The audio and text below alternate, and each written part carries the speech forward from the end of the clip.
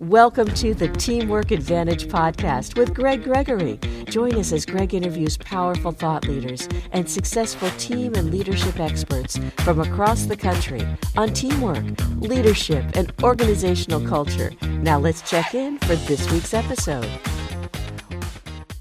Welcome back to the Teamwork Advantage, a podcast that's dedicated to the growth and development of teamwork, leadership, and culture. Hi. My name is Greg Gregory, founder of the Teamwork Advantage and team building expert throughout most of North America. I'm excited to have joining us today somebody in a field that some people take for granted. Some people look at and go the other side. So we're going to try and set the rules straight a little bit and find out a little bit about how things are in the world of human resources. Well, joining us today is actually, in all fairness, Elise, I want to make sure we disclose, I have done some work for you guys in the past, both for you as an organization, as well as some of your individual colleagues and managers. So I want to make sure we bring that all out to the front, top of the line. Lisa Cardinal is a human resources professional who, and I love this, accidentally ended up in human resources and has been enjoying the field. Hey, Lisa, not to burst your bubble, but you're not the only person who accidentally ended up in their field. Right. I often say I was 35 years old before I figured out what I wanted to be when I grew up. So that definitely hits. Lisa originally planned to study law. However, after working in a law office for a year as a legal assistant, she was cured of that. Shortly thereafter, she was introduced to the human resources world. Then, of course, we knew it as personnel management. She quickly realized that this was her career match and promptly went to graduate school, completed her master's in human resource development, went on to get her SPHR, the Senior Professional Human Resources, and most recently, her Global Professional Human Resources, understanding about human resources around the world. Lisa considers herself an HR generalist, which I think is really fascinating because there's so many avenues within HR today. But she enjoys all areas of human resources, has a passion for finding a way to, and I'm using her words here now, work smarter, not harder in the workplace, and introducing professionals into the wonders of a career within human resources. Lisa currently lives in Northern Virginia with her husband, her college-aged freshman daughter, when she's home from school, of course, and her 13-year-old dog and furry coworker, Buddy. Yeah, I know all about those furry creatures helping you out around the house. She currently works as the Senior Director for Human Resources for the Air Conditioning, Heating, and Refrigeration Institute, AHRI, a heating, venting, and air conditioning and refrigeration trade association headquartered in Arlington, Virginia. Lisa, welcome to the Teamwork Advantage. Thanks so much, Greg. I appreciate it. I'm glad to be here. Yeah, I'm excited. We've been talking off and on about this for quite some time, and I'm really glad to have you joining us because now as things are changing within the pandemic realm, there's a whole lot of things starting to happen. Hybrid work, not hybrid work, everybody back, not everybody back, nobody back, virtual. How are we doing everything? It's all kind of changing around the world. So what I want to ask, though, to start things off is, I want to make sure that there's a lot of folks that are listening that are not in the association market, and there's a lot of folks that are in government. There's also a lot of folks that may be listening from overseas, so hence your GPHR will come in handy. By the way, we are downloaded now, folks, in over 59 countries, so we're really excited for all of that.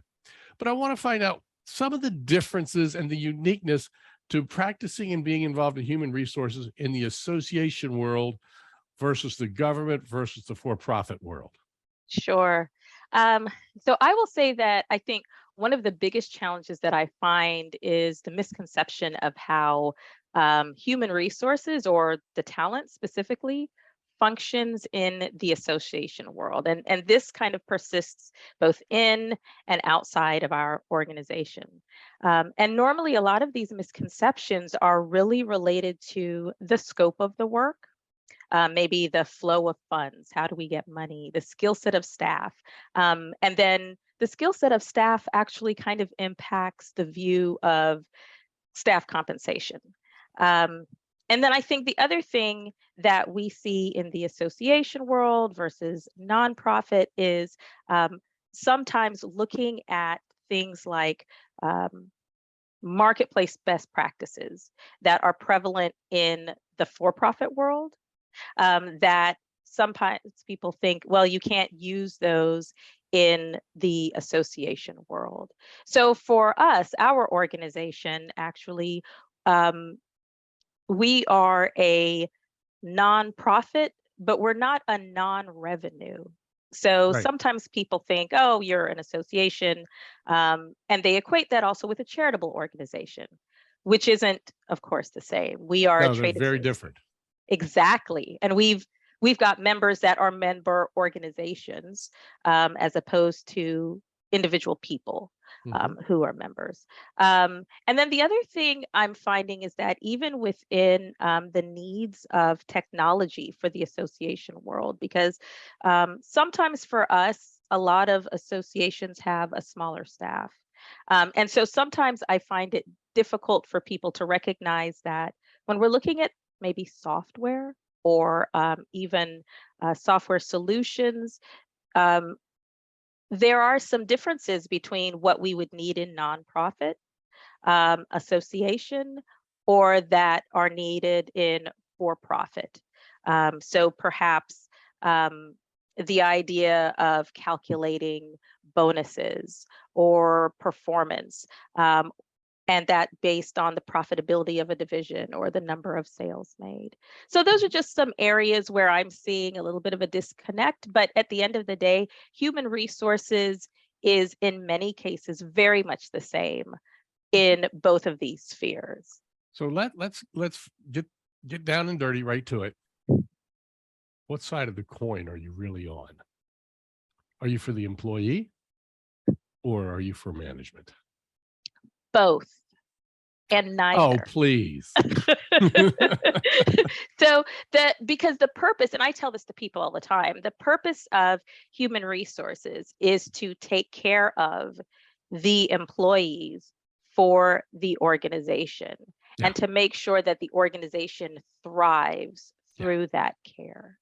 And that's so powerful because so many people think that HR is on one side of that coin or the other, and they're absolutely not. And I come from a real estate background, and I like to phrase it kind of like this, and correct me if I'm wrong, but human resources kind of acts in a fiduciary capacity to what is best for the organization, not management, not the employee, but the fiduciary capacity for the organization. Absolutely right. Absolutely right. That is what we're looking at. Just making sure everybody is safe, everybody has what they need, and that at the end of the day, the organization can thrive, the employees can thrive, and that there's this understanding that the two are not necessarily mutually exclusive. Exactly. Now, you've been in the industry for several years at this point. It's changed drastically from, as we mentioned in your bio opening, personnel management. Right. And it goes back even before that, personnel. So there's all kinds of languages, and now some companies and organizations are calling it people management and everything else. So there's the languages and all, but the general concepts are kind of the same. But things have changed over the years. It used to be, and I know from a lot of my other clients, human resources people never had I'm going to use the term, a seat at the table. Right. Okay. I know with your group, you're absolutely very, very different. You have a strong seat at your table, which I applaud your organization for. So when we're talking about that, when we start looking at all of that, how can HR help organizations, help leaders start to thrive?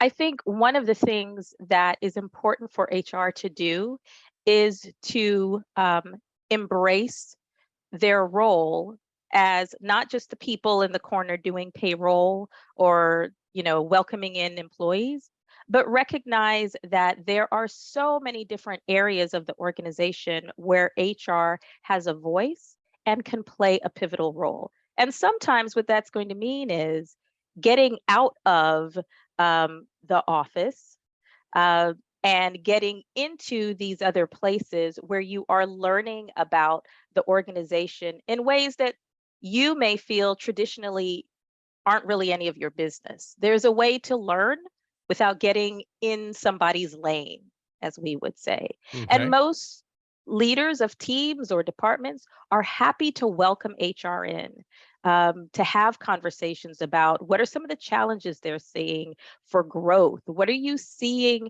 in terms of areas that HR can be helpful? What are some things you wish, if you had a magic wand, HR could do or that HR knew? And those are some of the questions that I try to ask. So what are some of those things that HR is still striving, in your particular case, striving to learn more about? I think for us, the biggest thing is learning those issues that impact the organization's development of mission, of strategy, of vision, how those all come together, because ultimately those will impact the HR team. We recently had something taking place where they were going to do this slight reorganization of work. And I was really excited that I was asked to be in the room until I realized I had no idea what anybody was talking about. And so I'm thinking, okay, what's my buy-in? What's my takeaway? But being in that room for those conversations, 2 years later, I'm seeing the impact that those conversations had on work that our staff is doing today. Okay. Where 2 years ago, let's be clear on that for a second.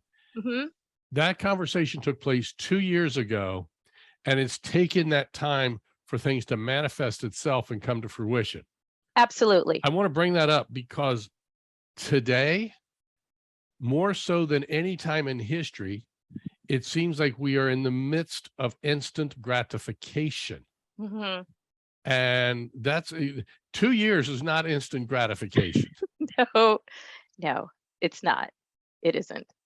So the conversation may have started 2 years ago. Does that mean that nothing was done for 2 years and now all of a sudden it's working? No, not at all. Things were happening. Things were morphing. But because I was part of that conversation 2 years ago, I could track, look, this is what we talked about then. This is what we're seeing happen now. And of course, this was a conversation that was maybe shortly before the pandemic began. So I know what the original vision was. I know what it looks like now. And now I know we can have conversations about, did we lose our way? Was this a wise decision? Should we have tweaked this? We can have a lessons learned conversation now. So what are some of the ways that the businesses, and I'm not just talking there within AHRI, because I'm sure you're involved with organizations within the human resources world. And what are some of the ways that businesses are starting to, I'm going to use the word listen to HR? What are some of the ways that they're starting to pay attention? Well, I will say that I am really excited about the way that HR has been able to step up and really gain recognition as a leader in areas of diversity, equity, and inclusion. And this is an area in which good HR has been focused for years, but now we have business leaders who are recognizing the importance of diverse staff. And I'm excited to see that we're not just limiting diversity to race. We're seeing increased opportunities in areas of the age of the workforce, in the neurodiverse community. And I know that's not the case everywhere, but I am seeing good employers and organizations keeping the commitments they made to look more closely at how the decisions of an organization can keep the ball moving forward in terms of inviting and allowing and encouraging everyone to play. Right. We've actually had a couple of folks on our podcast regarding neurodiversity. And actually about, 20 minutes before we sat down for this recording today, was one of those articles that had come up from another colleague that I just started to read about neurodiversity and the way it includes everything. And this one particularly focused on the ADHD involvement. So all of that comes into neurodiversity. It's not just what you might think. Right. So what are some things that HR is doing to break down that stigmatism, if you will, that DEI is all about one thing or another, or neurodiversity is all about one thing? So what are things that you guys are doing, both from your aspect there at AHRI, but also what are some things that you're hearing that other organizations are doing? I'll tell you, Greg, one of the most exciting things about, let's start with neurodiversity, is that people are finding ways to bring this in just by, first of all, just having a conversation about it, just addressing the elephant in the room, to talk through what it may look like and what it may not look like. I have a friend who is a coworker of my sister, a colleague of my sister, who got a neurodiverse intern to work with her, specifically because this individual's area was focused on very detailed work that needed to be done. And she needed somebody who had a little bit of OCD and was on the autism spectrum, but was still willing to be able to have some socialization.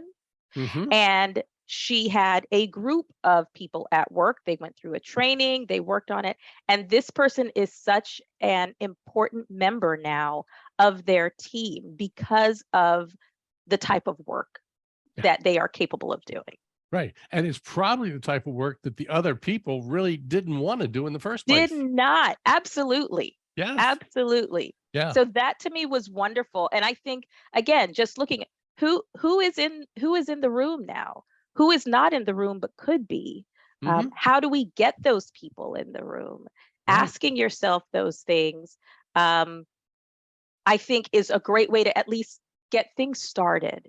And that's what it did for them. And when I saw that, them sharing that with me made me realize, yeah, that's actually exactly what it is I need, is somebody who has this particular skill set. Exactly. And I've had a couple of others that I've talked to, clients and things like that over the years, where, especially since the pandemic, some of those in that arena, somewhere on the spectrum, if you will, yes, they are much better working alone than being in that social environment where they might not normally fit in the in-person setting. Yes. And so their skill set has just thrived. And it's so powerful to watch, how that all develops. Yes. Yes. So HR is not a bed of roses. No. Okay. It's got some thorns. So HR has come a long way.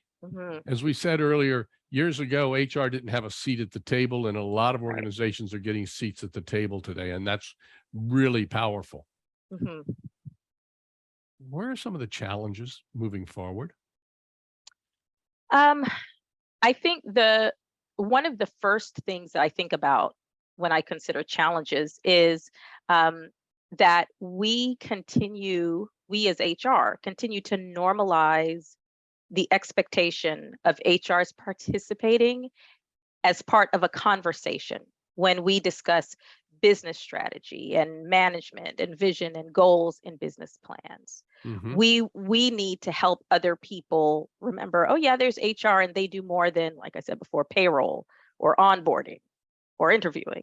And then I think, as I said before, just taking a look at, for HR, the technology, the world of technology, recognizing that there are new ways that things are being done that can help us with compliance and being open to those. One of the things we did that really saved us during the pandemic was we moved in 2019 to a digital file cabinet.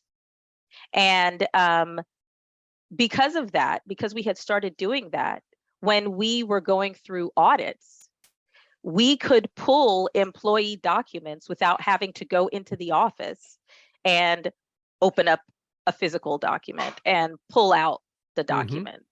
That was really big, looking at new ways to utilize technology. And then the last thing I would say is just looking at other areas where HR can partner, where HR is maybe stepping a little outside of their comfort zone, because that's what keeps HR relevant. I love the way you just said that, stepping out of their comfort zone. You know, because of the trainings that I've worked with you guys, I'm huge about getting out of a comfort zone, getting people to try something a little bit different. That is such a powerful thing. So I'm glad to see that that's still in there within your realm of things. If we start to look at it, what are still some misconceptions that still exist about the human resources world? I think when I think about those misconceptions, there is, first of all, the idea that all HR cares about is just checkbox. You know, that's all that HR is. HR is more than that. There's this huge, when I was in school, this huge HR wheel where you could practice so many different things and still be doing HR. So people have had a narrow view of what HR is, but I think that's widening. I think the other misconception about HR is that it's practiced by little old ladies someplace in a back office. There are so many new, crisp, young ideas and young people who are participating in HR. And that to me is really exciting. And I think the last misconception about HR that persists is that it is just for this one particular incident. It's not something that impacts the company as a whole. And I think when we start, again, opening up conversations about, can HR participate in this? And when HR says, I want to participate in this, then HR is no longer seen as kind of the police, you know, the principal with the ruler waiting to smack your hand. HR can be more than that. I love that, because so often it is viewed as the police or the teacher slapping the wrist. And so that's just a big challenge to get through that hurdle. Yes. Talk to us a little bit about the Global Professional Human Resources designation. So that's a new designation for you. Yes. And we were talking offline a little earlier. I was fascinated to learn a little bit about that, because we're here in the United States and HR is one thing. Even up in Canada, it's a little different. In Mexico, it's different. So all over, what are some things that you are learning in the last year or so about human resources on a global level? I think the first thing that I had to recognize is that HR, as it is practiced in the US, is in many cases significantly different than practiced outside of the US. And I think one of the biggest differences that I see is employers' role in HR. I think that HR in the US is significantly more pro-employer, if we were going to pick a side, and externally, it seems to be a lot more pro-employee. We have, AHRI has a certification managed by the Standards Council of Canada, and they come and review and do audits, and HR sits in on that. And I'm always surprised, well, not always, but not anymore, but now they are always surprised, I should say, that we don't have employees sign a contract.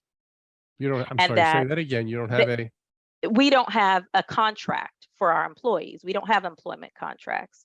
So this concept of an employee at will is very much foreign outside of the US. Most other countries will have an employment contract that clearly spells out what happens or what is expected of the employee. The other thing that I'm finding is that there is a lot more focus on things like security of employee records and information. We have HIPAA and things like that, but they're looking at it even in more minute detail. And I was surprised at that. Even things associated with saving money for retirement for the employees, even if there isn't necessarily something that they might call a pension plan. They have some type of a special savings plan. When somebody exits an organization overseas in very many countries, there is money set aside for them that you are paying out to them that you've set aside, that's been accruing over a period of time. And we don't really have those things. So it's been really interesting. Yeah, the pension concept went away many years ago. Yes. It definitely went away. And there's a pro and a con to both of those statements there. Correct. Yeah. Absolutely. Absolutely. So if we start to look at things, let's talk about managers in general, and this not necessarily in the management in human resources, but we're talking with managers of other departments. What are some things managers need to know about privacy, about things that they can do and can't do? What are some things that can help a manager be a better leader of their team? Yeah, I think one of the first things that managers need to understand is their scope of influence. Managers sometimes don't recognize that they have a lot more influence on the day-to-day workings of a team and even what happens outside of work, that team's family. And so I think that's one area to look at.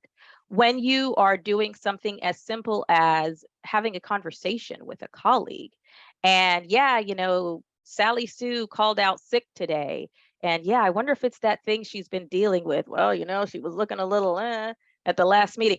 Things like that, managers really have to be careful and recognize they can influence so many things associated with someone else. We don't want to discuss information about salaries. And even as we're seeing these areas of privacy, we are seeing other areas where for employees, we have more transparency. I look at New York and some of the legislation going on with making sure that people are able to know about how much money is being made, but then you can't turn around and ask questions about somebody's previous salary at a previous employer. So managers just really need to be aware of this kind of scope of where they can go and where they can't. They can turn to HR for a lot of that, but some of that is going to be on managers. There are resources that managers can use.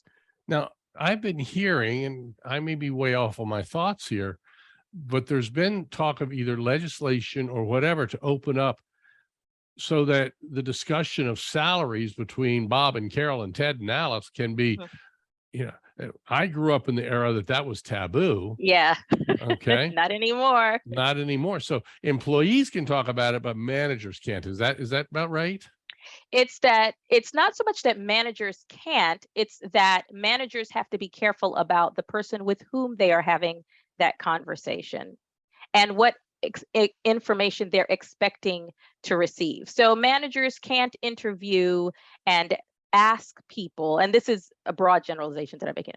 You can't interview and say, okay, I need you to give me some proof of how much you were paid before. Or tell me how much you were paid before. If somebody has a salary of, they say perhaps the position is $70,000, and they say, well, I'm already making 70, I want to make 75, and the manager says, well, I need to see some proof that you were making 70,000. There are many places where you can't do something like that now.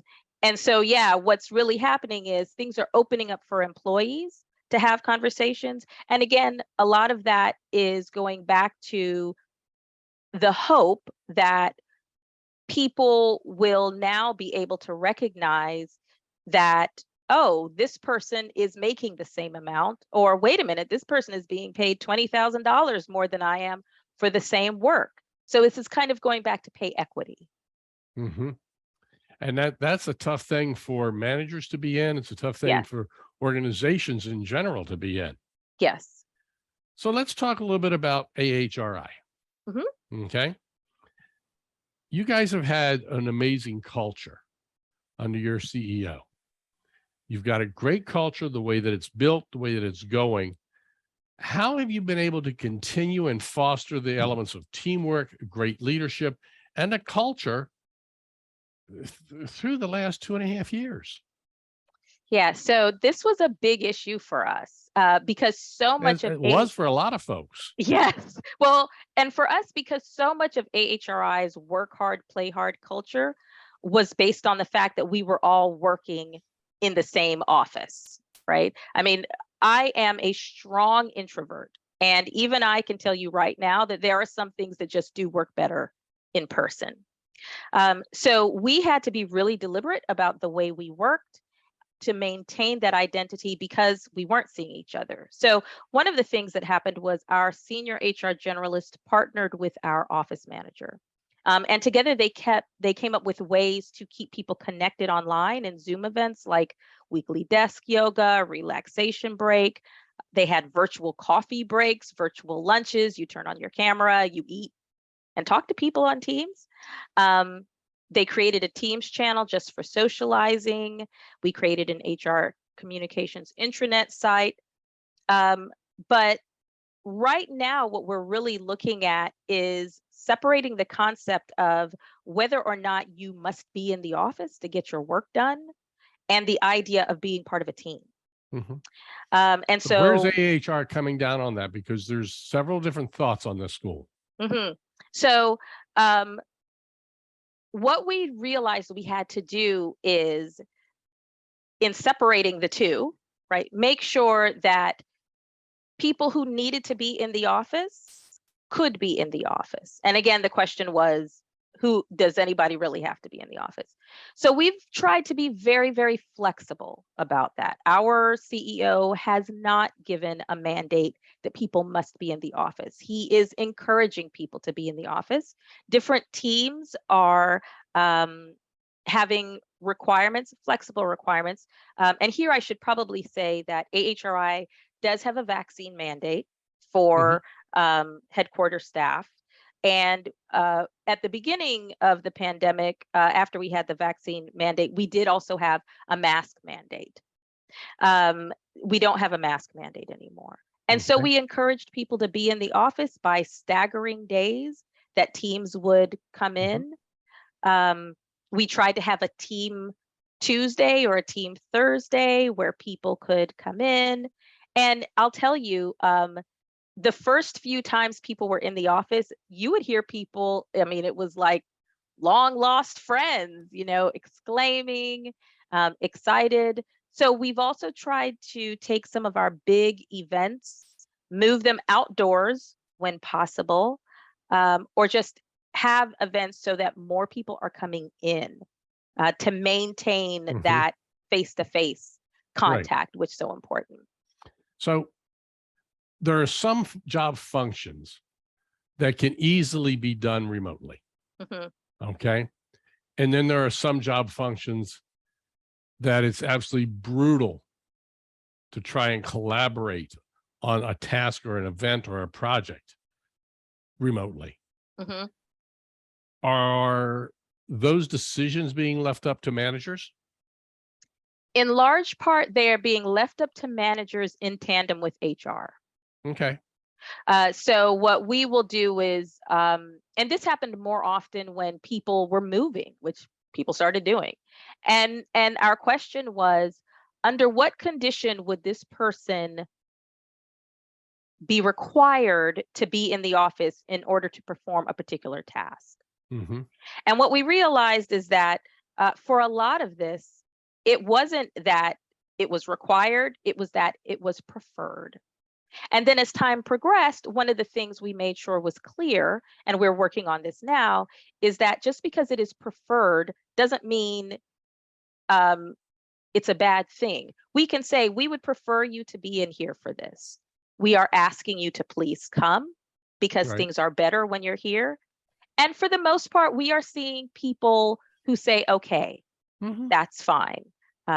Because things are opening up now. And so, some of the things we tell people are, at the beginning of the pandemic, you desperately wanted to be back in the office. And now you're saying you don't want to be in the office.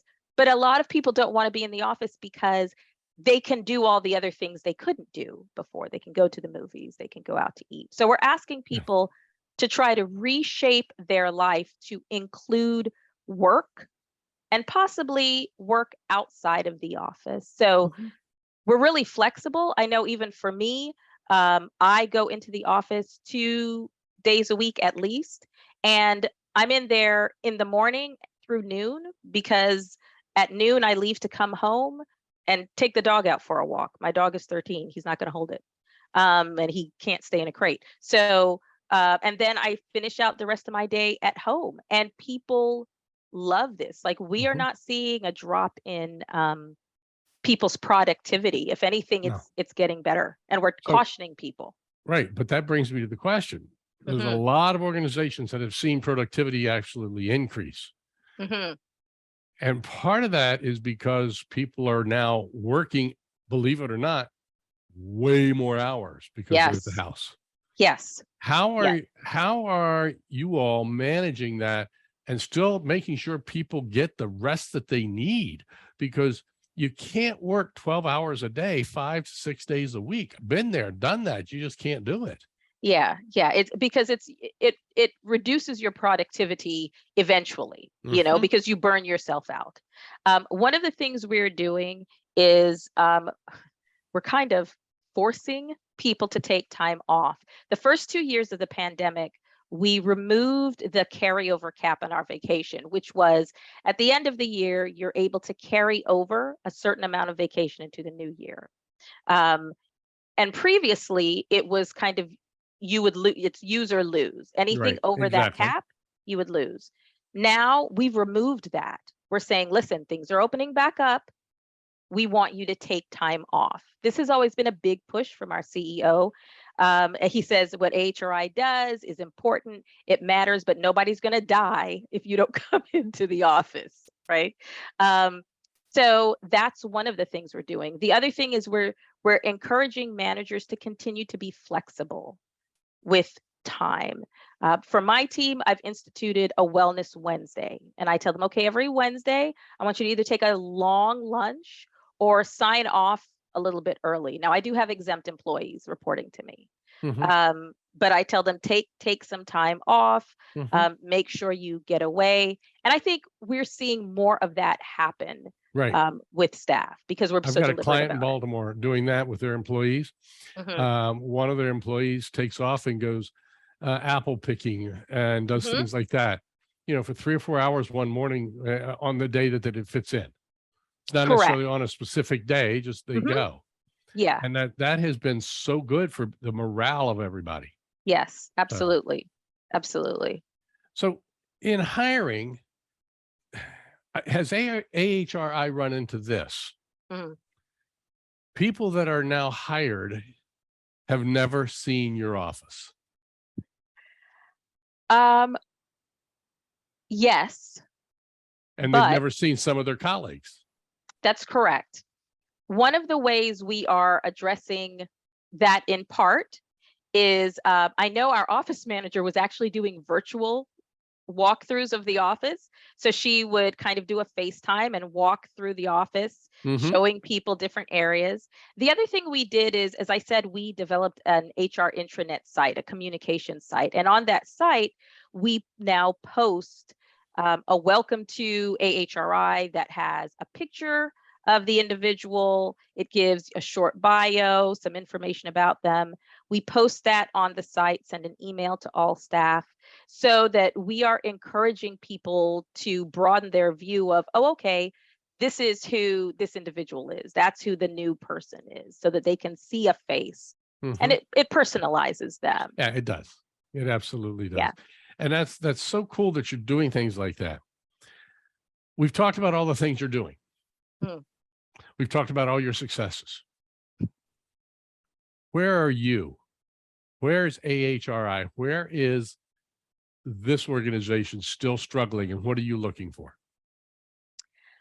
I think some of the things that we are looking for is, first of all, I would say staff who are willing to work in the association world, understanding that things are a little bit different, perhaps, from the for-profit world. And this kind of goes back to the misconception that people have.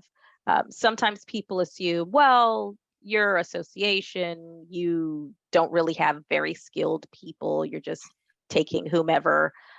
When in fact, I'm sorry, I can't help but laugh at that, because that is so stereotypical, not true.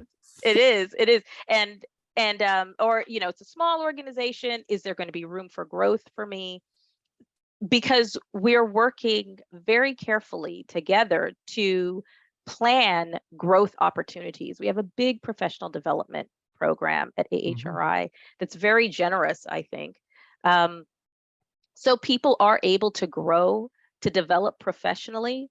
So that's one area where I think we're really trying to get in people.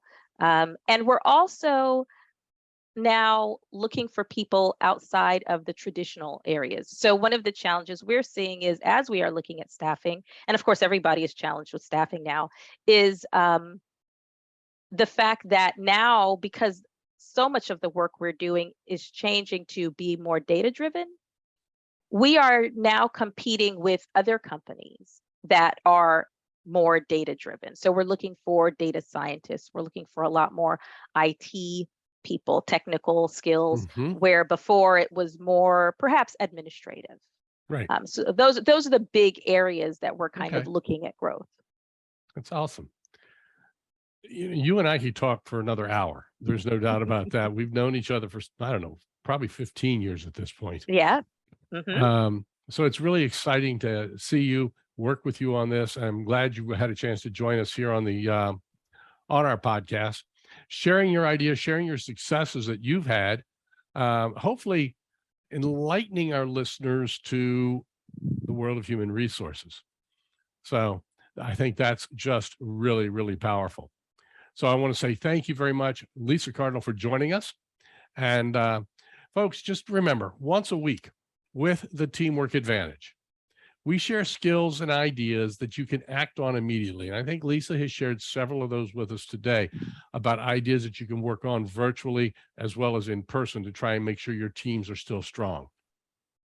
Until next week, remember, having a good day, that's just being average.